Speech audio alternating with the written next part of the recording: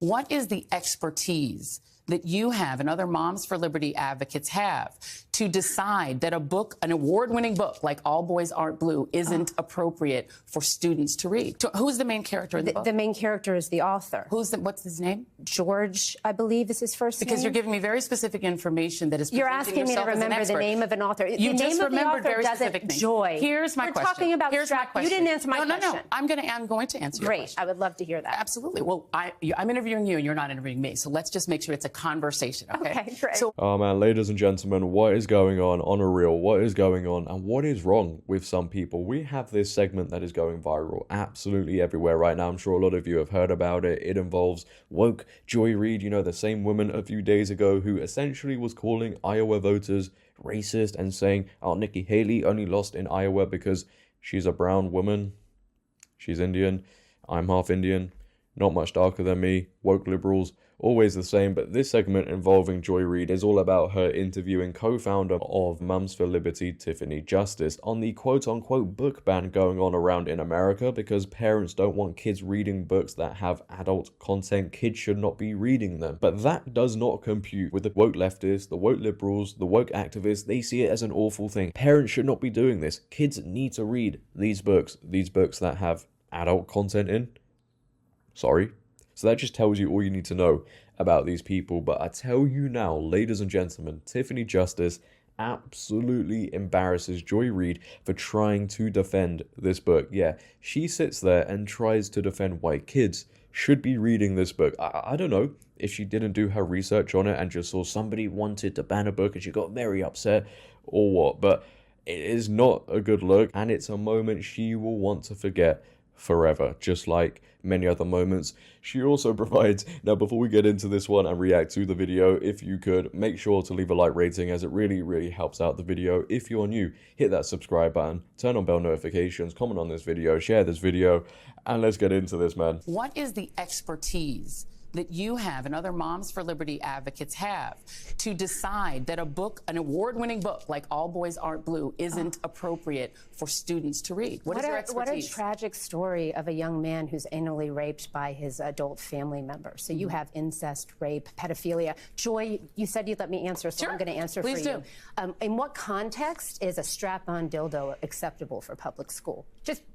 I mean, that's my question to you. Sorry for pausing, but how is she even going to sit there and continue to defend kids reading this?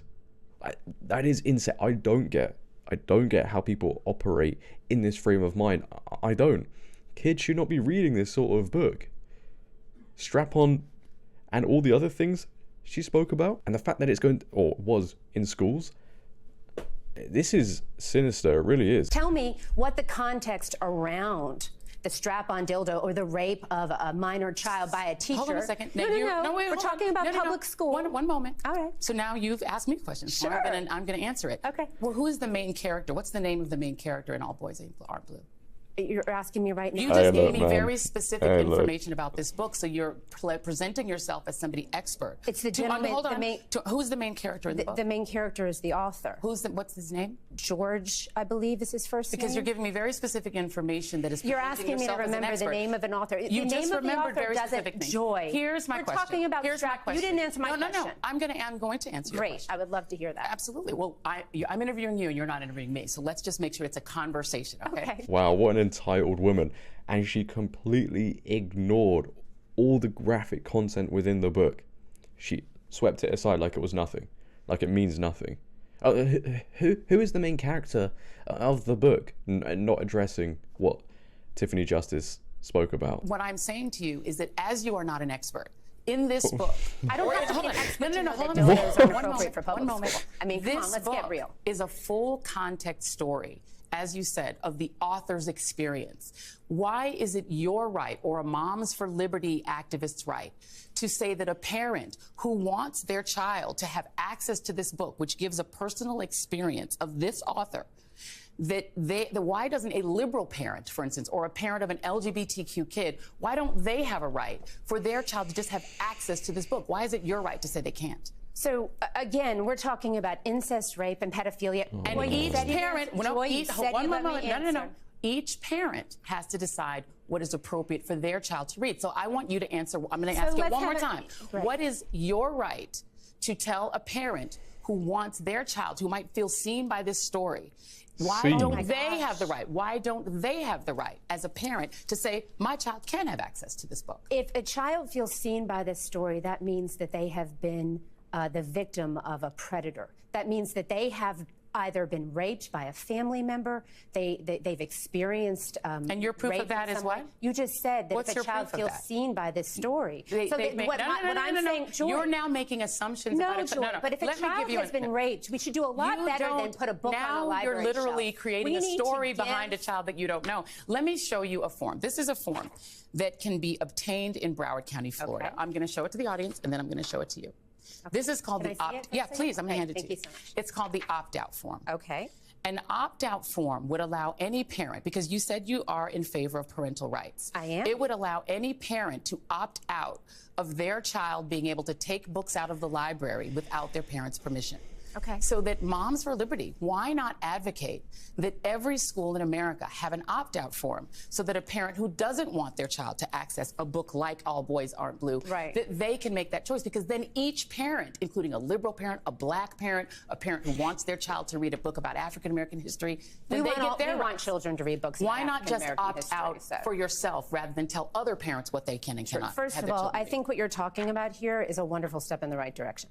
We should be having conversations about this. This is about local control. A lot of these decisions are made at the local school board level, and that's where these decisions should be made. And there should be vibrant conversations about what's happening in our public schools and what kids have access to. Joy, however, maybe we could just put all the books with all the graphic sexual content, the dildos, the rape, the incest. I'm sorry. Let's do I'm so sorry. Let's do a back room. Let's put a curtain up in the library like they used to do. One moment.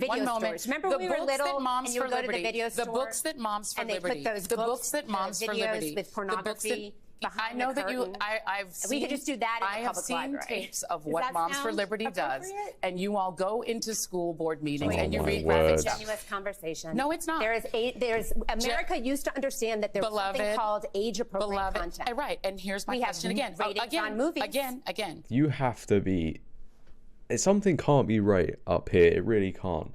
To just brush off what's in those books and just say, oh, there's some parents out there who might want kids to read these books. You know, it's insane to me because you try and start a movement to stop kids accessing these books and you get vilified in the mainstream media. You get called all these sort of names. You get Joy Reid interviewing you, which I think this just shows anybody out there in the future who gets asked to do an interview by Joy Reid, they shouldn't do it, because clearly she doesn't want Tiffany Justice talking, because the more she talks, the more she exposes everything wrong with this. And Joy Reid wants to try and create this narrative around, you know, Mums for Liberty, Tiffany Justice, these evil people who are trying to take books out of schools and affecting everybody. It concerns me that there are parents out there who would be okay with kids reading these sort of books. With everything that Tiffany Justice spoke about, and I don't want to keep on repeating it because getting this video monetized is going to be a struggle anyway, but all the things she spoke about, all the content within it, and there's people out there trying to defend kids reading this. How about just read Harry Potter or something? Oh wait, no, that would be transphobic, wouldn't it? Because J.K. Rowling made those books. Schools have become captured by woke activists, woke ideas, and now they're pushing them heavily onto kids. And I think everybody really, you know, we all have our assumptions as to why, but people really want to know, why are people so obsessed with pushing this onto kids? This is what I want these people to answer. You know, why is everybody so obsessed with pushing this onto kids? I wish Joy Reid could answer that instead of just brushing it all aside. Crazy times, ladies and gentlemen, crazy times. But leave your thoughts down below on that clip right there. If you have enjoyed, make sure to leave a like rating. If you're new, hit that subscribe button, turn on bell notifications, comment on this video, share this video. But until next time, it has been your boy JD. Have a great day, stay safe, and I'm out. Peace.